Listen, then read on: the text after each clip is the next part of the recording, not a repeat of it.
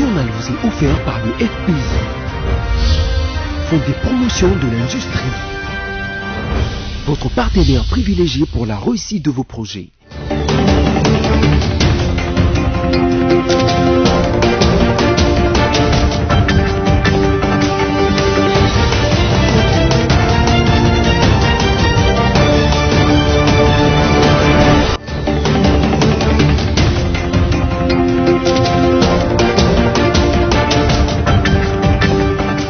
C'est l'heure de vous informer, mesdames et messieurs, tout de suite le titre de ce journal. La Journée internationale des droits de l'enfant est célébrée le 20 novembre de chaque année à travers le monde. Pour l'occasion, une délégation de l'UNICEF a rencontré le Premier ministre Sylvestre Ilunga Ilunkamba pour présenter la situation des enfants à l'est du pays.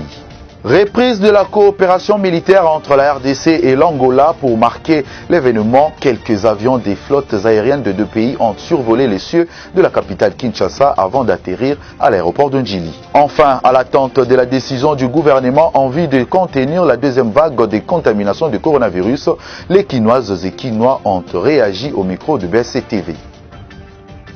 Encore une fois de plus, bienvenue, je l'ai annoncé au titre, le Premier ministre Sylvestre Ilunga Ilunkamba a accordé une audience à une délégation du Fonds des Nations Unies pour l'enfance, UNICEF, conduite par son représentant en République démocratique du Congo, Edouard Begbeder. Cette délégation a soumis au chef du gouvernement central le rapport d'enquête sur la situation des enfants en République démocratique du Congo et lui a fait part de l'organisation des manifestations relatives à la célébration ce vendredi 20 novembre de la Journée internationale des droits de l'enfant. Nous sortons d'un entretien avec le Premier ministre. Le jour, demain, ça va être le 20 novembre, la Journée internationale des droits de l'enfant. Et donc on tenait à avoir un entretien avec le Premier ministre pour lui faire un tour d'horizon de la situation des enfants en RDC. Et de lui remettre l'enquête du mix pour faire ce point. Ça révèle des progrès certains, notamment dans la baisse de la mortalité infantile, qui pour la première fois est en dessous de 200 pour 1000 enfants. Ça donne aussi des bonnes indications sur une augmentation de l'enregistrement des enfants au niveau du pays. Ça montre aussi un certain nombre de travaux sur lesquels il faut continuer, notamment la nutrition. Nous avons toujours 40 enfants d'enfants qui sont mal nourris au niveau du pays. Ça montre aussi des efforts au niveau de l'éducation.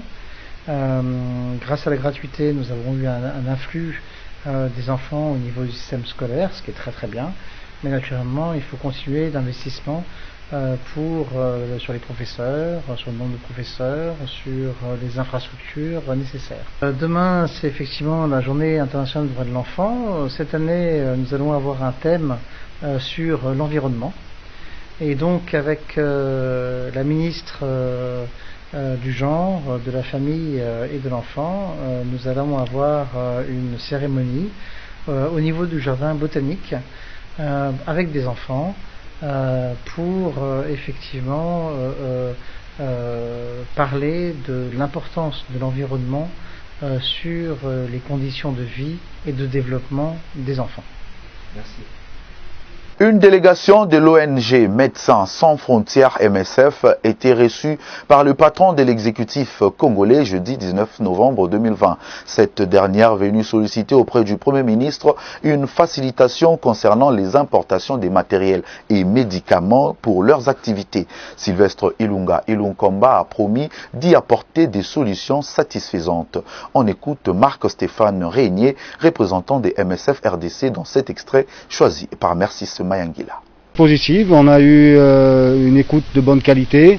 Je pense qu'il comprend l'enjeu et l'urgence de cette nécessité et il nous nous a promis d'y répondre le plus rapidement possible, donc nous sommes satisfaits. Écoutez, ça fait partie maintenant intégrante de nos programmes réguliers, donc dans les centres de santé, les hôpitaux auxquels on travaille, on a fourni la protection nécessaire pour le personnel, on a fourni les formations nécessaires aussi et l'organisation pour pouvoir admettre les nouveaux patients.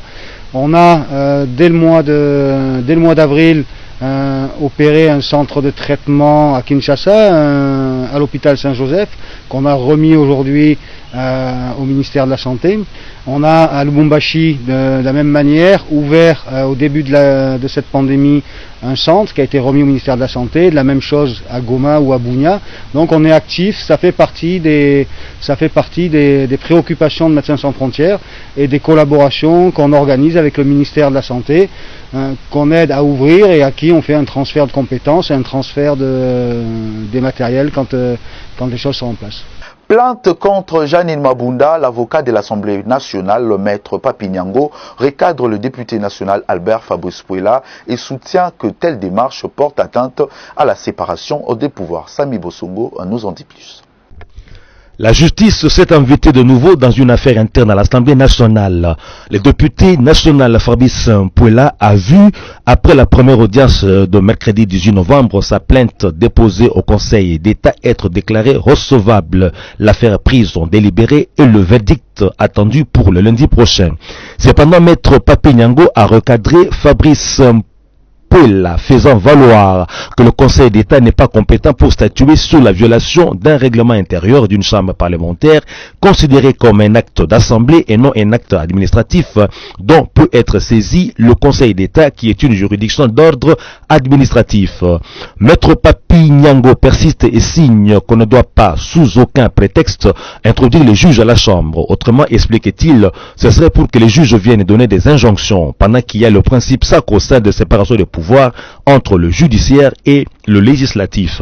C'est pourquoi Papi Nyango martèle que tout doit rester au palais du peuple et ne jamais quitter les sièges du Parlement avec des plaintes et des requêtes. Tout doit se traiter devant la plénière qui est souveraine et qui détient et exerce le pouvoir dans les assemblées et non les juges de pouvoir judiciaire qui ne doit pas interférer dans le fonctionnement des chambres parlementaires. Rappelons que l'initiative du député Fabrice Puela est menée à un moment de crise politique où l'on évoque la requalification de la majorité à la chambre basse qui pourrait entraîner la chute du bureau actuel qui a été constitué sur base de la majorité d'autrefois qui revenait au FCC. Par ailleurs, lors de la destitution de Jean-Marc Kabound du poste de premier vice-président de l'Assemblée nationale, le Conseil d'État a été mis à contribution, ont déploré les observateurs, de façon irrégulière pour interdire l'accès à l'Assemblée nationale par un cordon des éléments de la police nationale congolaise et les députés MLC Jean-Jacques Mamba, auteur de la pétition de destitution, a été emprisonné au parquet général près la Cour de cassation. À la plénière de jeudi 19 novembre, à l'Assemblée nationale, les députés ont manifesté leur appui infrangible à Janine Mabunda. Au Palais du Peuple, en bref et en images, soutien total à Janine Mabunda, présidente de l'Assemblée nationale, par ses homologues députés au sortir de la première séance plénière après l'audience au Conseil d'État sur l'affaire lui opposant au député Albert Fabrice Puela visant la destitution du bureau de la Chambre basse du Parlement. Très joyeux, ces élus ont sorti des affiches et calicots où l'on pouvait lire « Touche pas à Mabunda, touche pas à mon bureau » et autres, une façon d'apporter leur soutien au bureau Mabunda. L'évolution et les déclarations des politiques du Front commun pour le Congo et du Cap pour le changement permettent d'identifier les causes et les auteurs de la crise politique actuelle au pays. C'est cet exercice que s'est imposé la rédaction de BSC TV dans cette analyse proposée par Sami Bosongo. Après que les uns et les autres se sont exprimés sur les causes de la crise politique actuelle, ces auteurs sont devenus faciles à identifier. Si on n'est pas dupe, parmi les causes de cette crise, il y a le refus de reconnaître la majorité parlementaire et dans les assemblées provinciales de la plupart des provinces qui revient au FCC, les violations de la Constitution dans la prise de certaines décisions présentées comme blocage à l'action du chef de l'État, les provocations verbales et les injonctions étrangères. À travers leur sortie médiatique, l'opinion a pu comprendre qui vise quoi, qui agit pour avoir reçu l'ordre de qui accuse faussement qui pour justifier certaines décisions ou actions. Il revient ainsi donc au peuple de ne pas cautionner toute violation de la Constitution sous des prétextes populistes, mettant à profit les lynchages dans les médias et les réseaux sociaux, ainsi que le sens de la répartie et l'interprétation au gré des visées politiques de certains faits politiques passés ou actuels. Le peuple qui s'informe comme il faut et qui suit avec un esprit analytique l'évolution politique s'est rendu compte aussi de l'instrumentalisation de la justice pour des visées politiques avec des alibis populistes. Puisqu'on est en démocratie, il revient à l'opinion d'apprécier librement. Étant donné que le pays est régi par une constitution, il faut s'assurer qu'elle est respectée dans toute démarche et décision politique. Point n'est besoin de rappeler qu'une loi s'applique en l'état aussi longtemps qu'elle n'a été ni modifiée ni abolie. On ne devrait pas prendre des décisions selon une loi qui n'existe pas encore. Les Congolais savent qui sont les auteurs et les causes de la crise qui, en dernière analyse, est artificielle. La stabilité dans le pays réside dans le respect à bon escient, dans la lucidité de la lettre et de l'esprit de toute la hiérarchie des lois congolaises. Quelques avions des flottes aériennes de la République démocratique du Congo et la République sœur d'Angola ont survolé les cieux de la capitale Kinshasa avant d'atterrir à l'aéroport de Njili ce vendredi 20 novembre 2020. C'est le général Richard Kasonga qui l'a annoncé au cours d'une conférence de presse depuis l'état-major général des FARDC. Fermeture d'une prison clandestine de la Direction générale de migration par le ministre de l'Intérieur, Sécurité et Affaires coutumières, Gilbert Kankondé, est jeudi 19 novembre. Cette décision intervient après une visite d'inspection sur un des sites appartenant à cette institution. Espérance Louvounou. Le ministre de l'Intérieur, Sécurité et Affaires coutumières, Gilbert Kankondé, a ordonné la fermeture du cachot clandestin ce jeudi 19 novembre 2020, géré par les autorités de la Direction générale de migration de GEM. Cette décision a été prise après une visite d'inspection sur le site du cachot situé sur l'avenue de Haut Commandement dans la commune de la Gombe, où un chantier abandonné appartenant à la DGM est utilisé comme lieu de détention des détenus secrets, en majorité des expatriés. Une situation qui viole les lois du pays. Gilbert Kankondé s'est dit indigné de constater que des personnes sont détenues dans des conditions inhumaines, et c'est là depuis plusieurs mois, sans procès verbal ni une quelconque réquisition transmise à aucun parquet de la République. Par ailleurs, le patron de la territoriale a relevé que ce traitement inhumain et dégradant viole la Convention internationale de Genève sur le droit d'asile de 1951 et de son protocole d'accord de 1967, dont la République démocratique du Congo est l'un des pays signataires depuis le 24 février 1991. Le Fonds pour la promotion de l'industrie FPI, direction du Sud Kivu, a procédé jeudi 19 novembre à la récolte de poissons élevés en cage sur les lacs Kivu. Un projet inscrit dans le cadre des programmes d'urgence du chef de l'État, Félix Antoine Tshisekedi Tshilombo. Suivez le directeur du FPI Sud Kivu qui fait le point de cette activité au micro de notre correspondant Ramazani Saloum.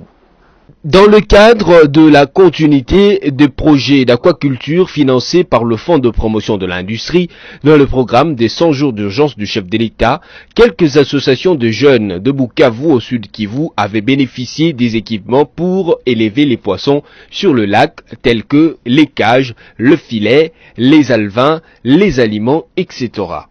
Après une période de 8 mois, le poisson à l'âge 0 sont arrivés à maturité et la première pêche était lancée le 24 juin 2020 par le gouverneur de province Théo Ngwabidje Kassi. 40 tonnes de poissons avaient été écoulées sur le marché de Bukavu et ses environs.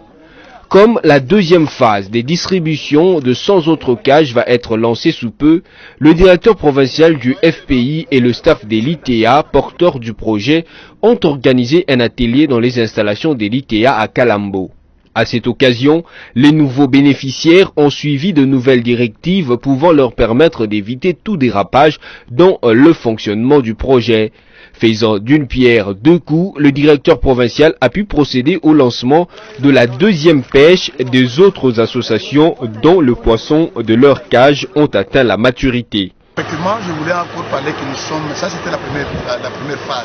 Donc la première phase dans le dossier des centres du chef de l'État, nous sommes en train de récolter les poissons qui étaient mis en cage. Il y a la deuxième phase maintenant. Nous avons été dans un atelier organisé par l'ITA. Deuxième phase de 100 cages qui seront aussi distribuées à certaines associations pour que d'ici la fin de l'année ou d'ici mi-2021, que nous ayons à inonder le marché des Bukavu, pourquoi pas aussi pour les environs. Les autres associations qui sont sur les lacs, nous les encourageons aussi qu'ils puissent continuer à le faire parce que l'abondance ne nuit pas. Plus nous avons beaucoup de poissons sur les lacs, plus la population mange, plus le prix diminue. Et nous les encourageons à les faire mieux, comme vous voyez par exemple les cages que nous avons mis. Il y a certaines cages qui aujourd'hui se trouvent sur l'eau, qui ne cadrent pas avec les normes environnementales. On évite ces cages-là, parce qu'ils sont en train de polluer aussi l'eau, de polluer l'eau. 4 tonnes de poissons ont été ainsi récoltées ce jour auprès de l'association As Molka. Dans la cité des Kasongo, centre à 249 km de la ville de Kindu, dans la province de Maniema, la route principale se trouve actuellement en très mauvais état. Une situation qui rend pas la vie facile aux usagers de cette voie. Suivez. Difficile en ces jours de circuler en toute quiétude dans la cité de Kasongo centre, située à 249 km de la ville de Kindu. Toutes les grandes artères de la dite cité sont au jour d'aujourd'hui en état d'impraticabilité, situation provoquée par une érosion. Selon nos confrères du média en ligne Kindinfo.net qui reviennent de cette cité, les avenues Mamba, Bukavu, Mbemoya, les boulevards Tongoni et l'entrée de la cité de Kasongo sur la route nationale numéro 31 sont les plus touchés par cette érosion. Kasongo est le chef-lieu du territoire le plus peuplé et le plus vaste de la province du Maniema, connu par son caractère touristique, mais aussi comme le berceau de la religion islamique en République démocratique du Congo. Cette situation est à la base de plusieurs mauvaises conséquences sur le mode de vie des habitants de Kasongo qui vivent à travers les activités de taxi-moto et des petits commerces. À cet effet, les habitants du territoire de Kasongo en général et ceux de la cité de Kasongo en particulier sollicitent l'implication de toutes les autorités compétentes pour la réhabilitation en urgence des artères concernées par cette érosion. Tous nos efforts pour entrer en contact avec l'administrateur du territoire de Kasongo sont restés sans succès. 121 nouveaux cas confirmés jeudi 19 novembre 2020 par le comité multisectoriel chargé de lutter contre la pandémie à coronavirus. Parmi ces nouveaux cas confirmés, l'on compte 104 pour la capitale Kinshasa, 8 au nord Kivu et 8 dans le sud Kivu. Sophia Zaorati, rendue par Mercis Mayangila.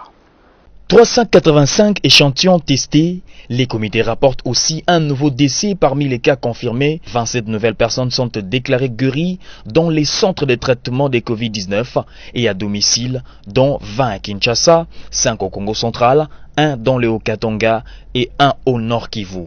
Les 22 provinces touchées sont Kinshasa, 9123 cas, Nord Kivu, 1174 cas, Congo central, 539 cas, au Katanga, 376 cas, Lualaba 130 cas, Ouele 92 cas, Chopo 68 cas, Nord-Ubangi 37 cas, Équateur 21 cas, Sud-Kivu 7 cas, Kwilu 6 cas, Tanganyika 6 cas, Bawele 5 cas, Kasai Oriental 4 cas, Maniema 4, Chuapa 2 cas, Olomami 1 cas, Kasai 1 cas, Kasai Central 1 cas et Kwango 1 cas. Au total, il y a eu 324 décès, 323 cas confirmés et un cas probable.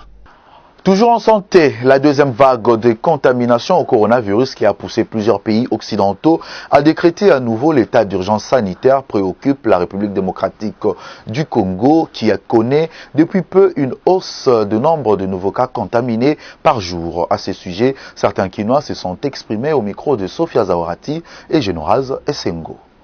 La deuxième vague de la Covid-19 inquiète les Kinois lorsque le gouvernement réfléchit sur des mesures à prendre afin de faire face à l'alerte lancée par le docteur Jean-Jacques Mouyembe. En particulier la RDC, la gestion était mauvaise. Il y a eu des agents de santé qui ont réclamé jusqu'à présent leur salaire. Il y a eu beaucoup de détournements. Il n'y a pas eu une bonne gestion en général pour moi. Il n'y avait pas pour moi du sérieux. Mais là maintenant, la deuxième vague qui s'annonce déjà, je ne sais pas si les Kinois en particulier vont accepter ça. Parce que confiner encore les gens, ça sera pas, c'est pas une bonne solution vu aussi l'économie du pays frappée par déjà la première vague. Et puis encore confiner, donc ça serait un peu catastrophe encore. Mais pour moi, je conseille aux responsables du pays de mettre en place déjà une geste de mesures de prévention. C'est-à-dire au niveau des aéroports, au niveau des frontières, qu'on puisse pas laisser tout aller. On puisse vraiment mettre du sérieux par rapport à ça. Mais sinon, vraiment confiner les gens, cette fois-ci, ça ne sera pas du tout bon. Voilà. Certains pensent à la fermeture des frontières pour éviter l'augmentation du nombre des cas des personnes contaminées par les Covid-19. Chacun doit prendre conscience. D'abord, la santé est la priorité de tous. Pour bien travailler, pour évoluer, il faut être en bonne santé.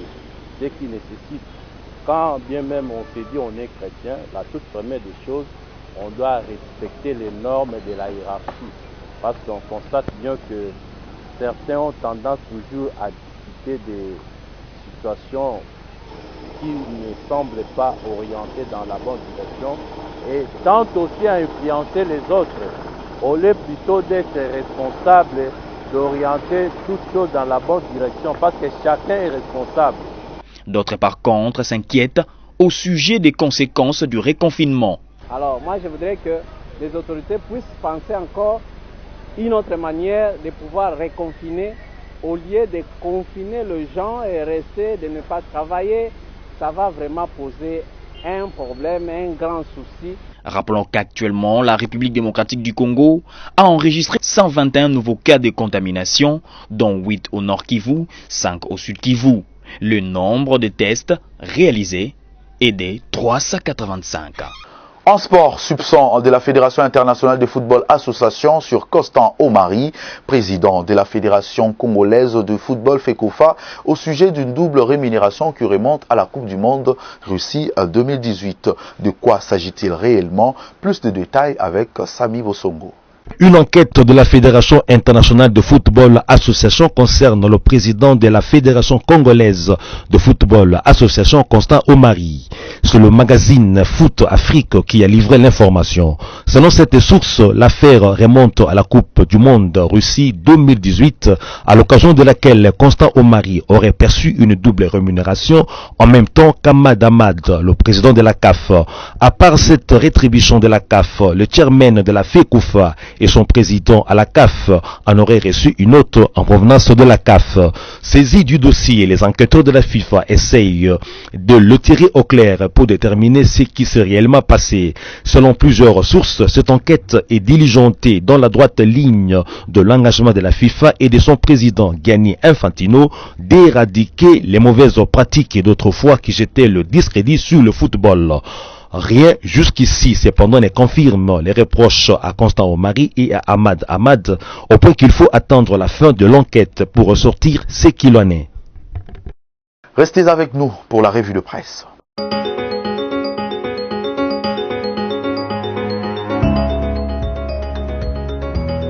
L'actualité se poursuit avec la revue de presse, mesdames et messieurs. Commençons avec ce titre de Radio-Okapi.net, mise en garde du ministre des Droits humains contre les auteurs de crimes graves perpétrés en Ituri. Le ministre des Droits humains, André Lité, a mis en garde jeudi 19 novembre les auteurs de violences graves de crimes en Ituri en ce moment où la province est confrontée à l'activisme de groupes armés. Selon André Lité, qui s'adressait à la presse à son arrivée à Bunia, quel que soit le temps, ceux qui sont à la base des tueries et incendies de maisons doivent faire face un jour à la justice pour qu'ils répondent de leurs actes. Dans son agenda, il va rencontrer différentes couches de la population sur la problématique des crimes graves commis en Ituri dans le cadre de l'application de l'accord de paix entre gouvernement et la force résistante patriotique de l'Ituri, FRPI. Le ministre des Droits humains, André Lité, indique que la société ne peut plus continuer à tolérer ces genres de crimes graves à l'est du pays. Poursuivons cette revue de presse avec 7sur7.cd qui titre de son côté Covid-19, le protocole Bella des l'UNILU efficace à 100% dans le traitement des malades à Kinshasa. Médecin-chercheur, le protocole Bella de l'université de Lubumbashi a été efficace à 100% dans le traitement des malades de coronavirus à Kinshasa. L'information a été confirmée à 7sur7.cd par l'équipe de médecins-chercheurs de l'UNILU qui a atterri à Lubumbashi dans le Haut-Katanga dans la nuit de jeudi 19 novembre. novembre 2020. Selon le professeur Michel Ekwalanga Balaka, il faut changer l'appellation de ce protocole par le traitement. Nous avons passé 7 mois à Kinshasa pour présenter d'abord notre protocole qui est devenu un traitement parce que dans les 7 mois qu'on a passé là-bas, on s'est occupé d'une centaine de malades que nous avons guéris en 5 jours avec notre protocole. C'est parmi les protocoles utilisés dans le pays. Même ceux qui étaient en essai thérapeutique avec le protocole courant, on les a récupérés. On a même soigné les gens qui étaient en Europe à qui on a envoyé le médicament, a-t-il relevé. Bouclons avec Actualité.cd qui note décès à Kinshasa du sénateur Kabuya Lumuna. Le FCC pleure l'une de ses grandes figures. Le sénateur Célestin Kabuya Lumuna Sando est décédé à 72 ans ce jeudi à Kinshasa. Sa famille politique, le Front commun pour le Congo FCC, pleure l'une de ses grandes figures. Docteur en sociologie politique, il était un des intervenants à sa retraite de Safari Beach. Pour sa force de conviction et la constance dans son engagement politique aux côtés du Raïs, le FCC lui rend un vibrant hommage, a déclaré Néhémie Mulania, le coordonnateur du FCC. Actif dans le mouvement estudiantin à l'université de Louvanium, il a par la suite travaillé aux côtés de Joseph Mobutu comme notamment directeur des cabinets adjoints et porte-parole entre 1992 et 1997. Il a aussi été coordonnateur du programme d'ajustement des secteurs sociaux de la Banque mondiale pour le Zaïre en 1972. Fin de cette revue de presse, mesdames et messieurs. Merci à vous de l'avoir suivi.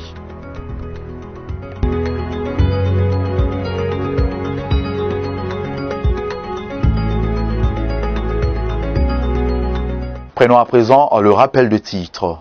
La journée internationale des droits de l'enfant est célébrée le 20 novembre de chaque année à travers le monde. Pour l'occasion, une délégation de l'UNICEF a rencontré le Premier ministre Sylvestre Ilunga Ilunkamba pour présenter la situation des enfants à l'est du pays. Reprise de la coopération militaire entre la RDC et l'Angola pour marquer l'événement. Quelques avions des flottes aériennes de deux pays ont survolé les cieux de la capitale Kinshasa avant d'atterrir à l'aéroport de Njili. Enfin, à l'attente de la décision du gouvernement en vue de contenir la deuxième vague de contamination du coronavirus, les Kinoises et Kinois ont réagi au micro de BSC-TV. Ce journal est complètement terminé, mesdames et messieurs. Au revoir.